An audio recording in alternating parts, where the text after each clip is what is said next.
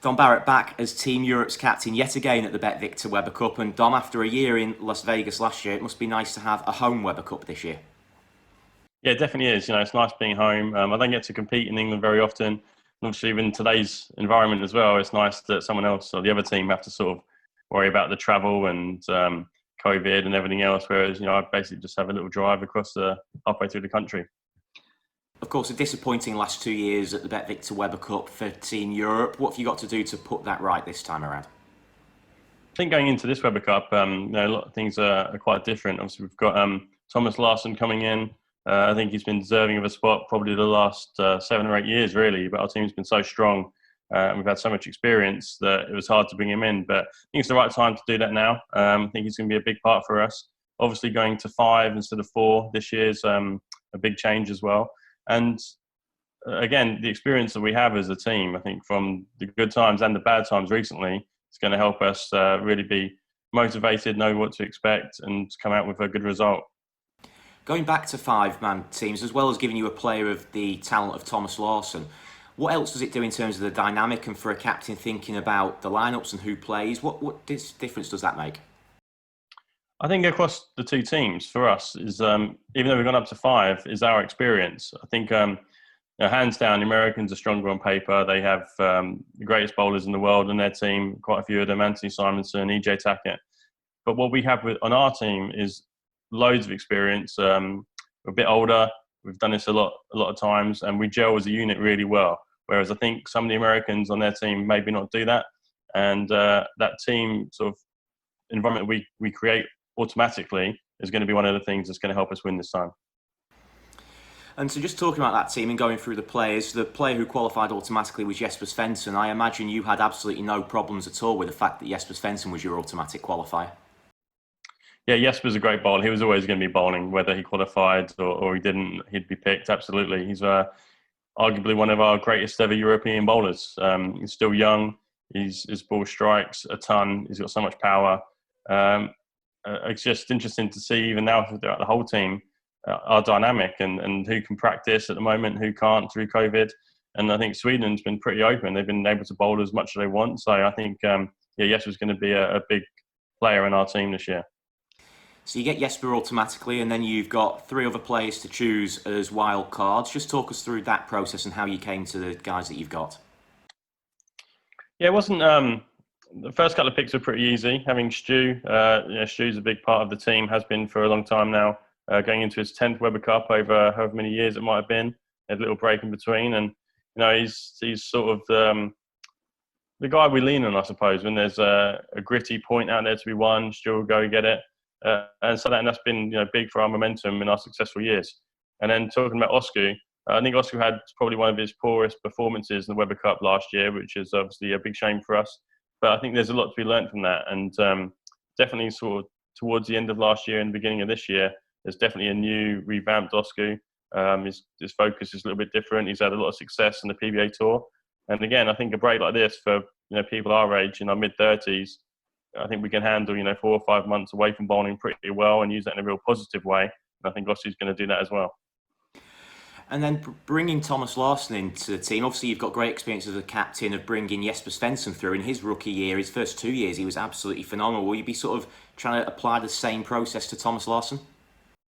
Yeah, Thomas is definitely different.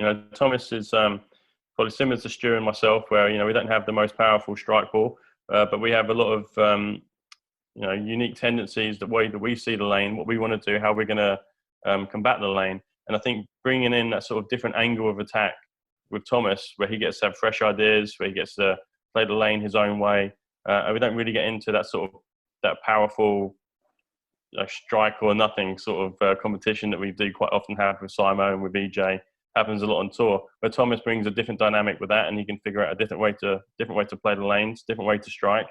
And it's not the same as having a left-hander with Thomas Larson. Obviously, Jesper's got that side of the lane to himself, but it's not far away. Thomas gets to see the lane his own way, uniquely, and I think actually having him on the team will help me and Stu with that as well. Doing these interviews, one of the things a few of the other European guys have picked up on is not getting off to a slow start, perhaps as you did last year. Is that something that they're getting from the captain? Is that the message we need to start on the front foot this year? Yeah, and I know Americans see that in sport a lot. They want to get ahead early and gain that advantage. For us, it's always just go out there and see what the lane does, go out and play, see what happens. And I think our most successful years, we may not have had the best starts, but we definitely had the best finish. And that's how I look at my own bowling, my own tournaments. Is it's not really always how you start; it's how you finish. Obviously, you want to get away with a good start, and you want to get a momentum building quickly. But for the way that we've won the Weber Cups, and we had that 5 in a row, we were down a lot after the first session or two, and we always managed to come back. So if it doesn't happen and we don't get off to the hot start that we all want, I don't really ever panic with that. We sit down, we talk about it, we go through what's going well, what's going bad, what can we improve on, and there's something probably a bit more glorifying about that when you get to the other side of that weekend, or get to the Sunday evening or whatever day it will be. You get to the final, you sit down after when you've had that victory and go, wow, that was a real team performance. We all stepped up at the right time. We came together as a unit. Not that you want to be the underdog and be down a lot early. You want to be ahead, obviously. But that doesn't really faze me too much if we're not. But obviously, that would be the A position. That team unit you talk about was obviously so influential in those 5 wins you had, to the point that USA kind of, it seems like they copied that process, and it was having that team dynamic that's won it for them in the last 2 years. Is that something that you see as well, that they've caught up to you guys in terms of having that dynamic? I think Chris has brought that back to their team. Yeah, I think Chris has had that big influence, and he can really get his team together. He gets them to sit down, have their meetings.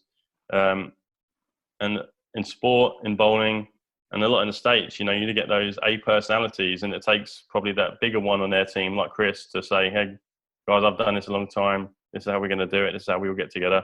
And he's done a really good job of that. And it's definitely leveled the playing field a bit more, because, we were running away, felt like we were running away year on year, even though we were, down certain sessions, whatever else. But as a team, we were clearly head and shoulders better than they were. But obviously, right now it's a pretty good competition, and I think Chris has deserves a lot of credit for that. And Chris has brought 2 new players onto the team this year, but they're actually 2 players who've played the Weber Cup before, Bill O'Neill and EJ Tackett. Perhaps didn't show their best on the Weber Cup lane previously, but from the PBA Tour, these are 2 world-class players. EJ's been great for a number of years now, and everyone's kind of waiting for EJ to sort of have his cooling off periods, and he never really has. He just seems to be getting better and better. And Bill, the last couple of years, has figured something out, and one of the best bowlers in the world again. He's been bowling great. Just won another major. Like we said, we've got our hands full with this team, definitely. Like the only person that, I guess we have a couple. We have Thomas, who's never bowled before on this lane, but like I say, we know how to get someone who's never bowled on that lane through it a little bit better, like we did with Jesper.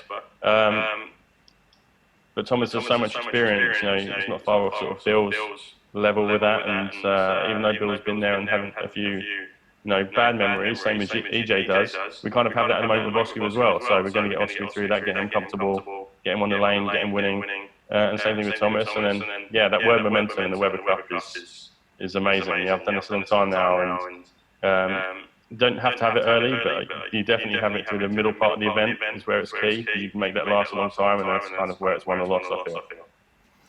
Well, Dom, we're very much looking forward to this year's BetVictor Weber Cup. Can't wait to see you there this year, back on that famous lane. Thank you very much for joining us, and we'll see you soon. Thanks so much for having me. Yeah, can't wait.